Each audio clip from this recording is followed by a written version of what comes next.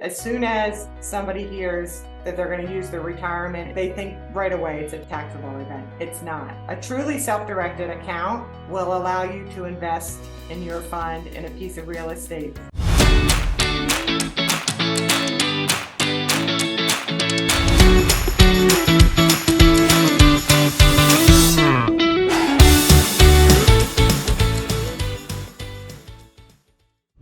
I want to give a quick shout out to my podcast manager, Abby. If you're in need of help in launching and managing your own show, please reach out to her at productions@abbygwaki.com. I'll put her details in the show notes. She really is the best, and I love her. Hello, and welcome back to the Quiet Wealth Podcast. I'm so excited that you have joined me today. And if you are new here, welcome. I'm always excited to meet new people, have new people join me on the podcast. Here at Quiet Wealth, we talk about three things. We talk about building wealth, building businesses, and leaving a legacy. And today I'm super excited because I have the amazing Maggie Polisano here to join us. And she has a business called CamaPlan. And we're going to be talking all about how to invest with your retirement accounts and how to level up that investing. Because I know you've probably been investing in your retirement account diligently, like you've been told for years and years and years.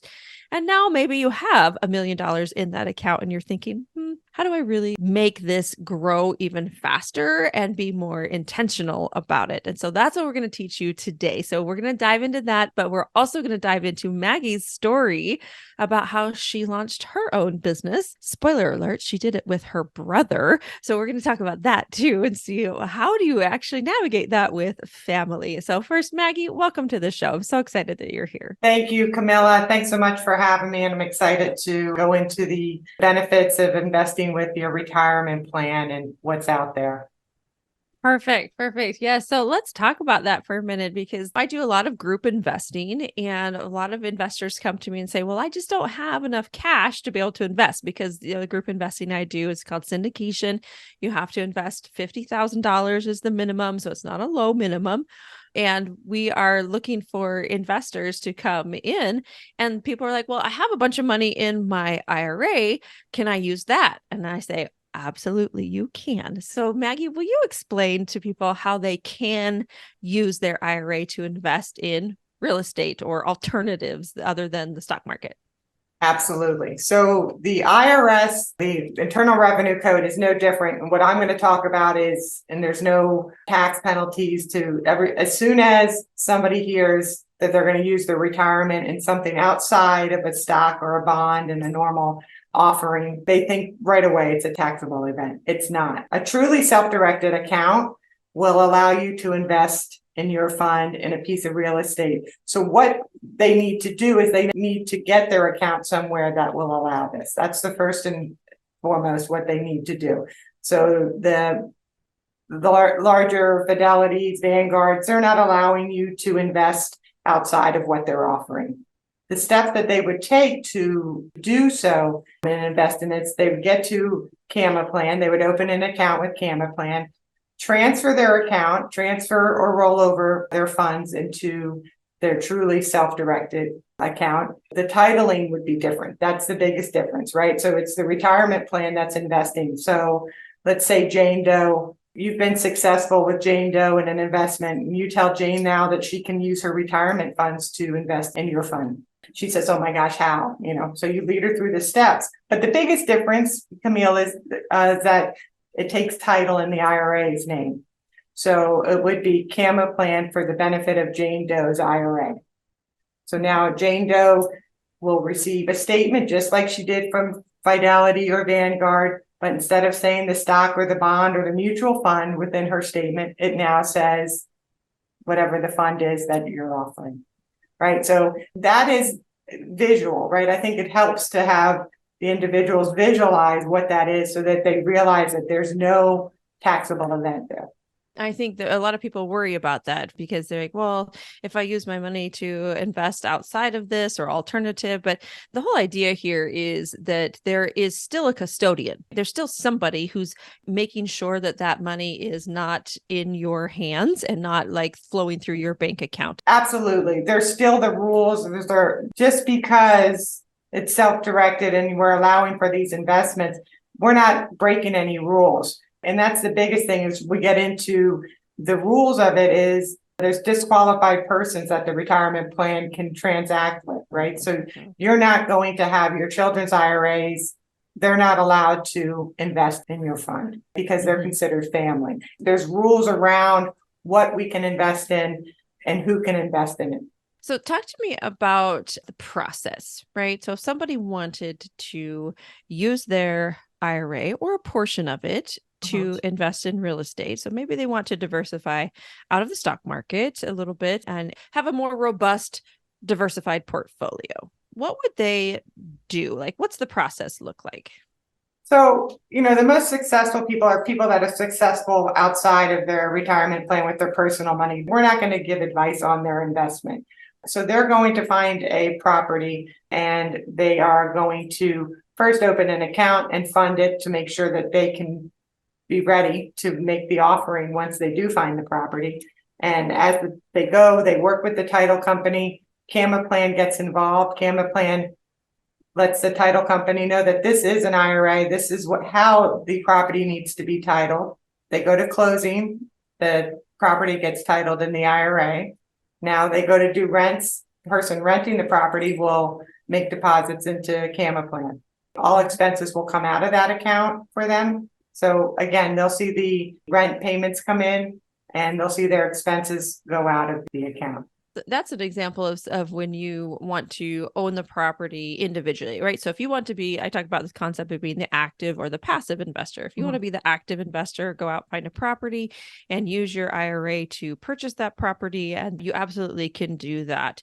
Or if you prefer to let it be more passive, so very similar to what you're doing already, you have someone who's kind of managing the mutual funds for you, then you can join one of our group investments, right? In the group investment, you go in and you say, hey, CamaPlan, I would like to invest $50,000 into one of Steady Stream Investments apartment complexes.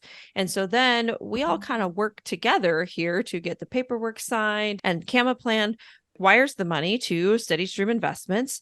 And then we go out, we buy the apartment complex. Then when distributions happen, the distributions go straight back to your CamaPlan account. It never crosses your hands, which would then trigger some kind of taxable event or penalty or whatever. So we always make sure that it just kind of flows back and forth. And then, of course, CamaPlan provides a statement on how that's going. And then so does Steady Stream Investments. We have an online portal. Yeah. And you're touching on something that's very important and what differentiates us, I think, from a lot of the other custodians is we're huge on education. So if we're onboarding, whether we're working with the fund managers, the syndicators, the money raisers, we're educating them and how they will work with us and how we will make sure between the two of us that our clients are well educated. Also, what it does is at the end, when they've done it with their retirement plan, they now have more to put in the next deal. So it just kind of keeps growing and growing there, and still under all the tax protections that those retirement accounts offer. And so it's very similar. Yeah. Yeah. I mean, back on the education thing, it's one of the reasons that I was so excited to have you come on my podcast is because you and I have very similar hearts. We're like education first, businesses. We're just on a mission to educate as many people as we can on all these different ways to invest. There's a whole wide world of investing out there that people don't get to participate in because they're stuck in just the traditional financial advisor says do this and that's all I do, because they haven't talked to more people. Definitely, there's a lack of awareness in this area. And as much as we're in it and we've seen it evolve over the 20 years we've been in business, and because we're in it, we think everybody should know it, but there's so many people that still have no idea. And I go back to, they always think it's a taxable event, and it's not. You are in a sheltered, either tax deferred or a tax free, even better environment when you're using your retirement funds. I look at it personally and professionally, right? For personally, it's a tax-free estate planning tool, right? From your personal, and then professionally raising capital. So I think it's a no-brainer. But again, I know it, but I have to go through the steps and show everyone and educate when it works the best. So what have you found, I guess, with your clients? What have you found to be some of the most successful investments that they have made? Well, you take into the smaller accounts, your children's, and that's another thing. A lot of what we see is a lot of parents opening Roth IRAs for their kids at young ages and grouping them together in investments so that the titling is easier. Even though the kids have small IRAs, they're combined in a trust, so their individual interest is smaller, but it earns within each investment that's made with that trust.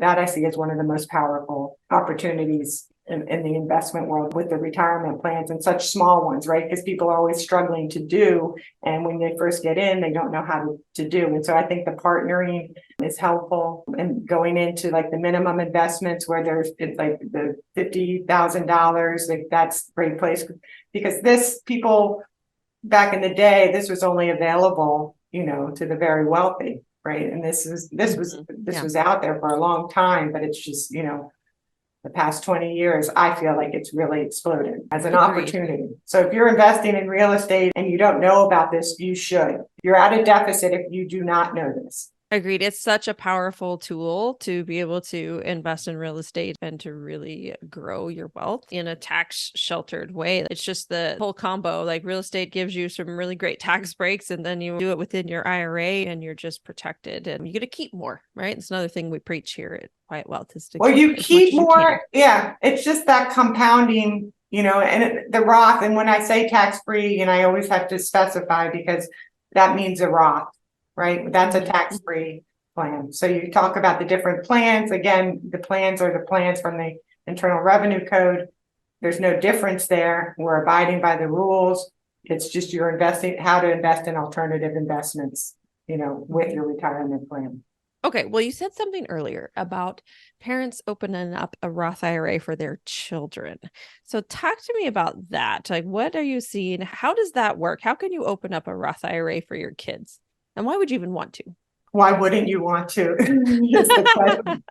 Well, it's tax-free earnings. They have to have an earned income in order to open an account. You can hire them to be advertising for your business. They can take out the trash in your company, in your wherever the house is, wherever you're paying them through whatever business. This is how they're eligible. So the eligibility is there. That's the how. And why would I want to? You're passing on a legacy. You speak a lot about legacy, but this is tax-free investing. This is an area at such a young age that they can learn through us on what's important, and how to make money and what a dollar really is.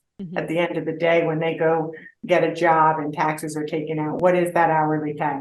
They really didn't even know at the time what it was, but now as they're getting older, they can appreciate it.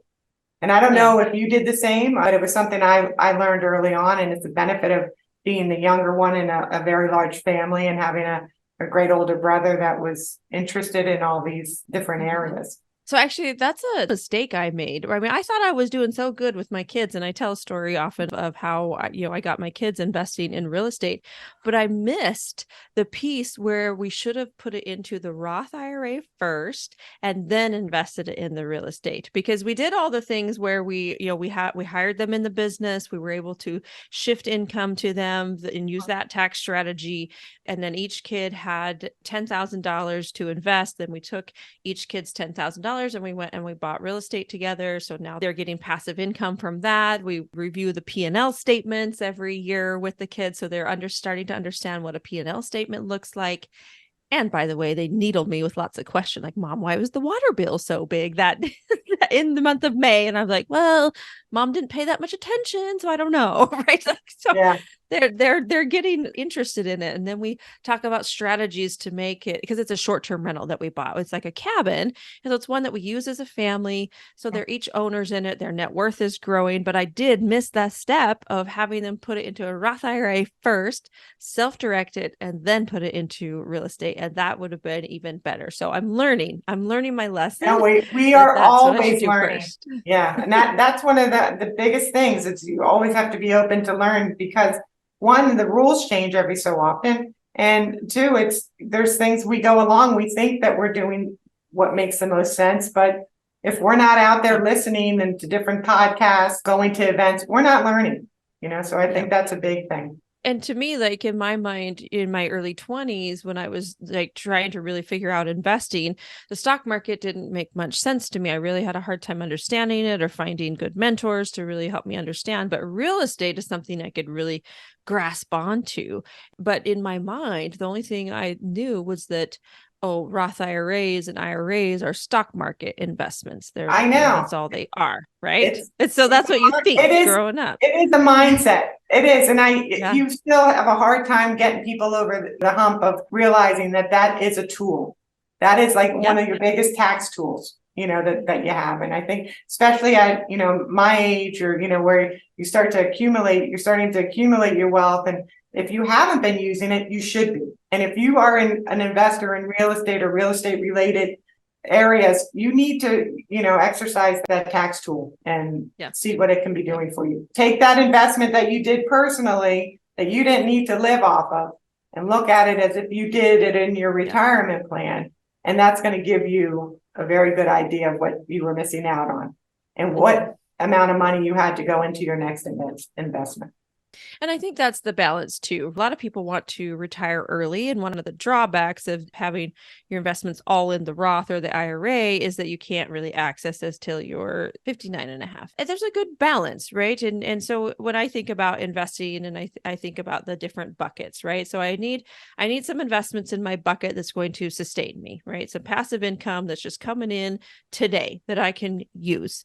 But then I also need the tax-free growth bucket that's going to just continue to grow and grow and grow that can be used at a later time as well. And so it's kind of it's a balancing act, of course, to navigate which ones you want to have helping you out now, today, and which ones are for the future. And it's something I talk to investors too that I get on calls with, and I've asked them very specifically, what are your goals? What are your goals for this investment? Do you need cash flow now? Are you trying to replace a job? Are you trying to pull back at your job? Or do you love your job and you don't need to pull back? You don't need the cash and you're bringing plenty of cash with your job and you just want it for later on. And that's when we talk about using these different strategies and how to really get it going. You can't make it exact, right? But you know what the deal, and some deals may go south that you're expecting to live off of, sustainability. But if you do have a retirement plan, why not take it and control it in what you know and trust? I find that a lot of people don't even look at the statements. They don't have an idea.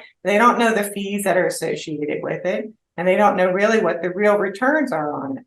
It might be 15, they might have earned 15% this year, but what's that over the duration, right? It might be -10 over the, from being a systems person, I always find those statements to be today we're up 15% year to date. I'm like, okay, but I opened this 4 years ago and I'm down 10 or 20% based off of that. So looking at it, I'm a logical person and I look at the numbers and I probably ask for reports that people get annoyed at. Maybe I'm not the typical, but it just makes too much sense not to use a tool like this. Yeah, it's not a bad thing.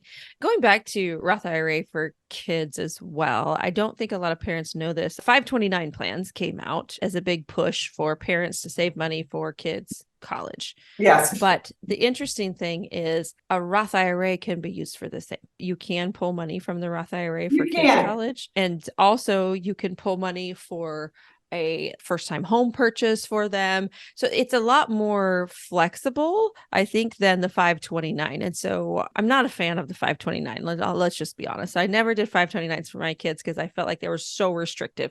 I didn't want to do that. I didn't want to restrict my kids into having to go to college, because now that my kids are starting that, I have 2 that have chosen to go to college, and I have the next 2 that are probably not going to go to college. They're going to go into the trades and they're going to do something different. They're going to launch their own business, and then my last one, we'll see. She's 13. I have no idea what she's going to choose to do. But I wanted something more flexible. And so for us, we just kind of opened up like a brokerage account, started saving, and then we got real estate and all of that. So we didn't really use any of we didn't understand the Roth IRA tool for kids until just over the last years when I'm starting to really understand that tool for kids. But it's a pretty powerful tool. Right. And I have to say, I the 529 plans we did do for both of the girls. And what happened is it did work out for us. And it allowed the Roths to continue to grow tax-free. But what also happened is my younger daughter got a full scholarship. My older one went to law school. So we were able to transfer the 529 plan from the one to the other. And so it did work out for that. I'm not saying that it's better, and I don't have anything negative to say, but only because it did work out for us. So that's an interesting play I'm going to look into afterwards. I go back and I'll say, okay, what if we did this differently? What would it look like? You're gonna run your numbers different. Yeah. But it's a little fun. It's nerdy, but it's fun. And it's but if it helps somebody in the long run, but I liked it because it gets your kids looking at things differently. So and now my daughter, I'm trying to get her off the payroll. So, she's the one last thing she had was the bar prep. And I said, see if there's anything left in that 529. Can you just go back and see? And see if you, yeah, but there wasn't, and it only was going to save state, and there wasn't enough so that was the last of that to do. But I like the fact that she was looking to do that, to see if it was going to be covered. That's good. That's good. I think she was only looking because it was going to be coming out of her wallet. Yeah. Well, and that's another thing that I just think about consumerism, right? The end consumer, if the end consumer has to pay for something or has to come up with it, they think about it differently, they treat it differently, and they demand different things from they'll choose not to buy it. With my kids, around age 13 is when we start shifting their clothing budget to them. And so we sit down and we map it out for a year. It's like a year-long clothing budget. And we write down, okay, how many shirts will you need? How many pants will you need? And all of those things. And then we assign, this is nerdy, you're going to love this. We assign dollar figures to each one. Like each shirt is about $20, and then some will be less, some will be more, whatever. We total that all up. And then we say, okay, here's your total for the year. We deposit that into their bank account saying, okay, now you're responsible to buy all of your clothes. Guess what happens? Every single time they buy cheaper clothes than they did when I was when mom and dad were just paying, right? Oh, sure. So when they're 12, we're out shopping and they're like, I want a sweatshirt, mom. And we're like, okay. And we look at the sweatshirts and they don't even look at the price tag. They don't look at the price tag until they're responsible for the budget and they're responsible for buying it themselves. It's pretty powerful, that shift that happens in their minds. And so just one of the little tricks we do with our kids. And you probably find a little different between kids too, right? Oh yeah 100%. Like I've got a spender who's not, who doesn't bat an eye at dropping $60 on a sweatshirt, and then I've got one who won't even pay $10 for a sweatshirt. She shops at the Goodwill. They'll balance each other out. Yeah. And it's fun because we talk about money mindset and stuff. And I feel like they're both at the extremes. And so we're trying to help them both kind of come into the middle, right? Because the oldest, who is just panicking about spending money, has scarcity mindset and doesn't have the confidence that she can always earn more and right. And that it's okay to buy yourself a chocolate bar once in a while. And so she's struggling with that. And then the youngest, and maybe it's an oldest youngest thing, I don't know, but the youngest is way too eager to spend. Like the other day, she wanted to buy a Halloween costume because all of her friends are going as Care Bears, right? So she wants to buy a Care Bear costume. Well, they're buying the full pajama kind that it's and so she pulls up Amazon, she finds one, and she's like, Mom, is this how I do it? Because she's just starting to learn how to online shop. And I look at it, it was $65. I was like, girl, you're spending $65 on a suit thing? She's like, well, I need it for my Halloween costume. All my friends are getting it. And I was like, okay, let's do some more intelligent shopping. And so we looked around, because literally she just clicked the first one she saw. It was $65. And so we did some shopping around with her and kind of whittled down and found one that was only 40 or 30 or 40 or something. And she still really wanted to buy it. So I'm like, okay, you can buy that. But I love just it, the whole thing, right? Yeah. And going. No, I do. I think it's personality though too, so, Mhm. and I have this one saying because I don't like to spend a lot of money on things. I like to know what they're worth. I think it came from my dad. Like if you buy well, like you buy once, cry once. Like, okay, you buy well, I love it. so cry, but you got quality, right? So you don't have to keep going back for it. So that's what I try to tell the girls with, hey, stay classic, don't go trendy, buy a good pair of shoes that's going to last you, like, and so you're not, but one listens a little more than the other, so it's, hopefully they'll, like you said, you're hoping to get them a little bit to come down to the middle a little bit. That's a great saying. Buy once, cry once. I like that a lot. Right. So if you buy a cheap table because, oh, I don't really need it, and it's like, okay, well, I don't really want to go out and buy another dining room table. So it's like I spend a lot. So I said, we still have our same dining room table. And that's what I'm thinking of, because I said to my husband, listen, let's buy once, cry once, and be done. Yeah. I like it. I like it. All right. So Maggie, let's pivot a little bit. I mean, we've been talking about IRAs and then we got off track talking about kids and money, but that's okay because that's part of what we teach here too. So let's pivot a little bit. I want to dig into your story of how you launched this business. How did that come about? So tell us. Yeah. So it wasn't like I dreamed of opening a self-directed IRA company. Really? Nobody dreams about that? No. So it evolved. I think like as a lot of things do. And I think as your kids, like even though you kind of have to direct them, I said, you don't know where your first job's going to take you, your second, your third, hopefully it brings you to where your passions are. And I think that's a lot of what I can say about how I ended up where I am today. For 10 to 15 years, I was a systems analyst, developing, maintaining systems while investing in real estate notes on the side. I came from a large family. My father was an entrepreneur. He was in real estate. I remember rolling up coins from the washing machines that were on the premises. So this just goes, I mean, this is stuff I didn't even realize I learned. And there's something that they say, what was I teaching you when I wasn't teaching you? I was 10 out of 12 kids. So things went unspoken. As a systems analyst, I like numbers, I like math, and I like figuring out how things work. So that was a great job. I love it. And I still do some of that work here at Cama. While I was doing the real estate, my dad had passed and Carl was helping my mom get situated, and he came across a loan my father had, and it was to an IRA.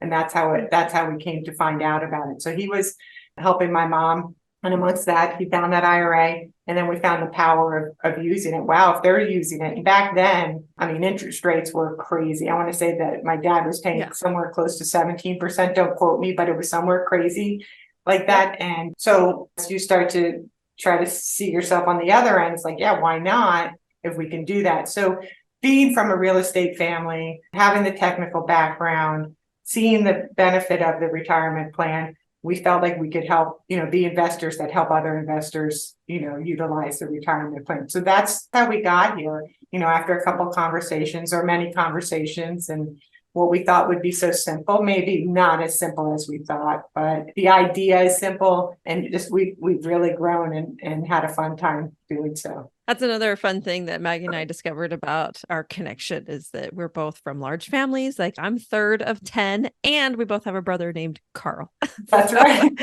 It's pretty awesome. So Carl's your big brother, your older brother. You said you're 10th of 12. So is any other siblings involved in the business, or is it just the two? No, it's just the two of us. Yeah. Nobody else wanted to participate? Well, yeah, no, we didn't really ask. That's amazing. That's awesome. You're from a large family. I don't have to go into. I know, right? Right. You know who you would partner with. Yeah, we love them all. We love them all. Love them all. Yes, yes. So the name CamaPlan, how did that come about?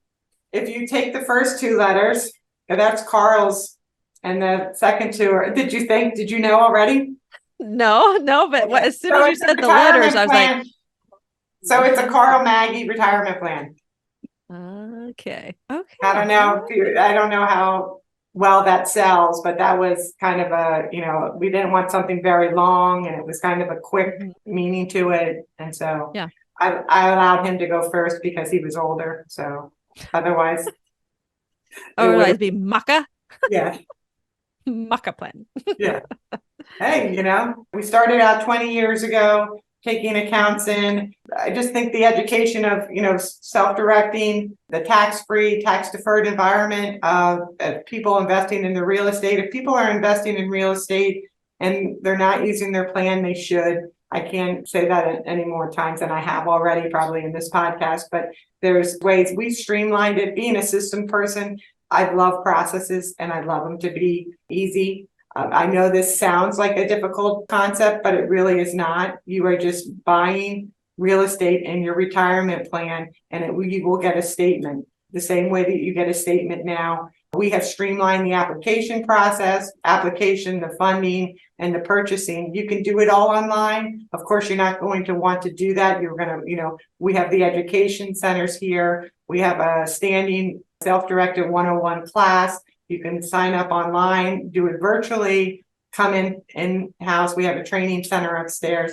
We have that standing every Wednesday, I think at 8:30 a.m. in the morning. Come visit. We have some of the best support team people here. So we're hopeful that, we can reach out and get more and more people, investing with the retirement plan. And where are you physically located? We are located in Ambler, Pennsylvania, which is just about 20 minutes northwest of Philadelphia. One other question about your business. How big has it grown? Like, how many employees do you have now? How many people do you serve? How many clients do you serve? A rough estimate.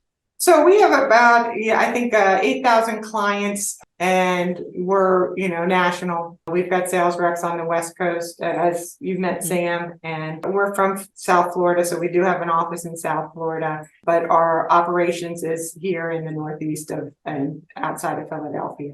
Perfect. Well, thank you so much, Maggie, for joining me. What's the best way for people to connect with you? Call the office, 215-283-2868. Ask for me, CamaPlan.com. Reach out to us. We are happy to help. So like she said, mentioned earlier, she dropped it really quickly. I want to come back and mention that you can grab her course. She has an online course. It's about self-directing 101. It would be super helpful for you if you're interested in this type of investing. And like Maggie said, everyone should have this.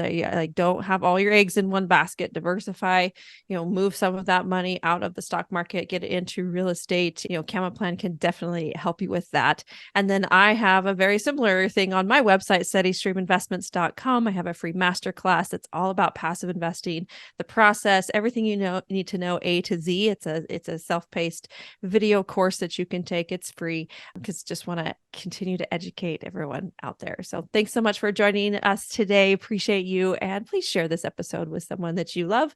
After all, we need to share the education so we can share the wealth. Thanks so much. Bye for now. Thank you.